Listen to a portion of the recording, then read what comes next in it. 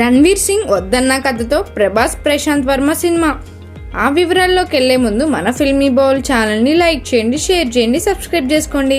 Hello movie lovers, Hanuman cinema తర్వాత ప్రశాంత్ వర్మ పేరు మారిమోగిపోయింది. బాలీవుడ్ హీరోలు కూడా ప్రశాంత్ వర్మతో పనిచేయడానికి సిద్ధమయ్యారు. దీంతో ప్రశాంత్ రణ్వీర్ సింగ్కి ఒక కథ చెప్పాడు. ఆ సినిమాకి బ్రహ్మ రాక్షస్ అనే టైటిల్ ఫిక్స్ చేశారు. ఈ సినిమా కోసం రణ్వీర్ సింగ్తో ఫోటోషూట్ కూడా చేశారు. కానీ కొన్ని కారణాల వల్ల రణ్వీర్ సింగ్ ఆ ప్రాజెక్ట్ నుంచి తప్పుకున్నాడు. ఆ తర్వాత బాలయ్య మోక్షజ్ఞతో ఓ సినిమా అనుకున్నారు, కానీ అది కూడా ఇంకా ప్రారంభం కాలేదు.